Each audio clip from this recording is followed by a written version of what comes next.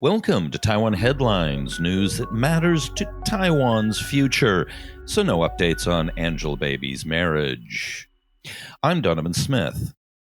Chinese children of Taiwanese nationals who are unable to spend the required amount of time in Taiwan in 2020 to keep their residence visas due to a COVID-19 related entry ban will be granted an extension equal to the amount of time the ban was in effect, which was 211 days, to allow permit holders to meet the physical presence requirement.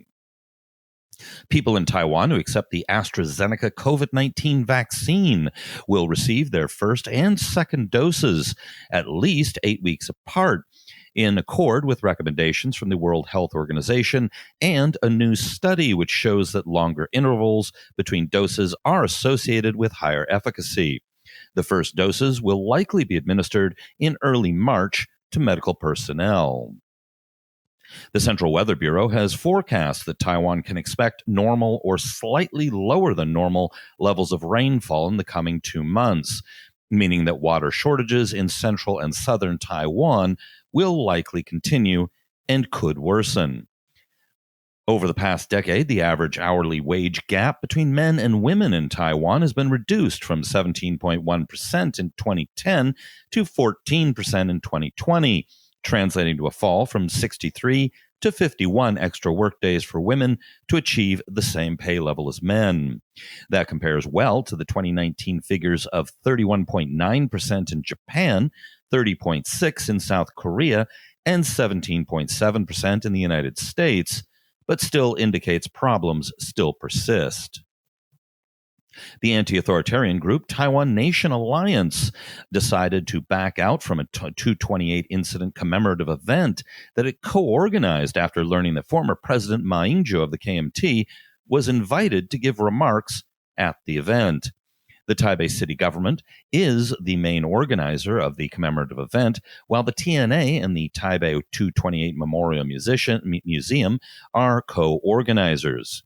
The city government invited Vice President William Lai, or Lai Ching-te, and former President Ma, who had attended the event every year as president and issued apologies.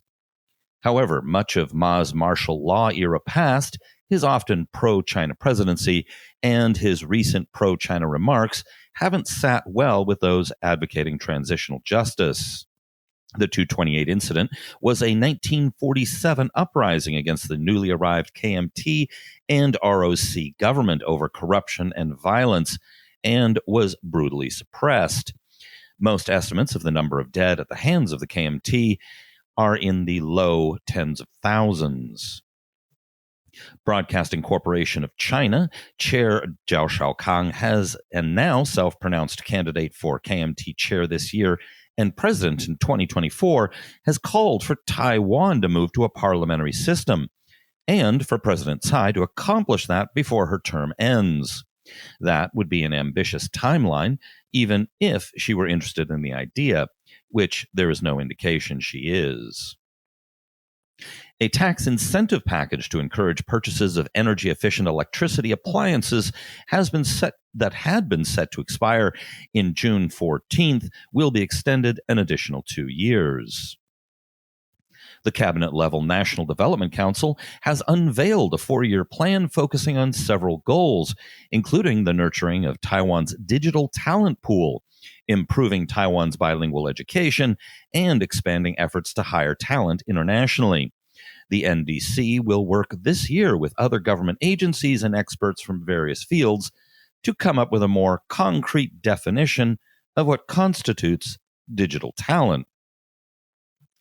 The production value of Taiwan's semiconductor industry grew 20.9% year on year to over 3 trillion NT dollars, or nearly $114 last year, while the global semiconductor market grew only 8.8% as a whole to $440 billion last year.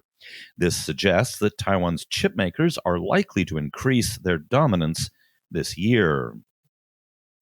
Former President Ma Ying-jeou, referring to the U.S. freedom of navigation movements by U.S. naval vessels in the South China Sea, has attacked the U.S. for infringing on Taiwan's sovereignty, The US, France, Canada, and UK have all recently conducted such operations to remind China that their so-called 9-line claims to the entire region are not internationally recognized. The 9-line was inherited by the PRC from the ROC's 11-line, which, in theory, Taiwan still claims. In practice, however, Taiwan has been as alarmed as the other countries about Taiwan's aggressive moves in the South China Sea. In a first, Taiwan's World Trade Organization representative has met with his American counterpart at the office of Taiwan's WTO mission.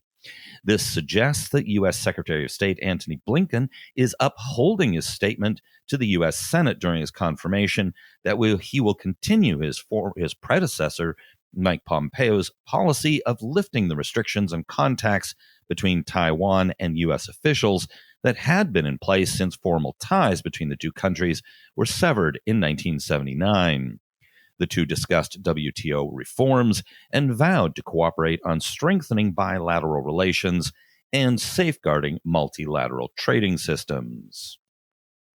All right, be sure to hit like and subscribe if you're on YouTube. Hit the notification bell. And of course, we very much appreciate all the support we get from our patrons.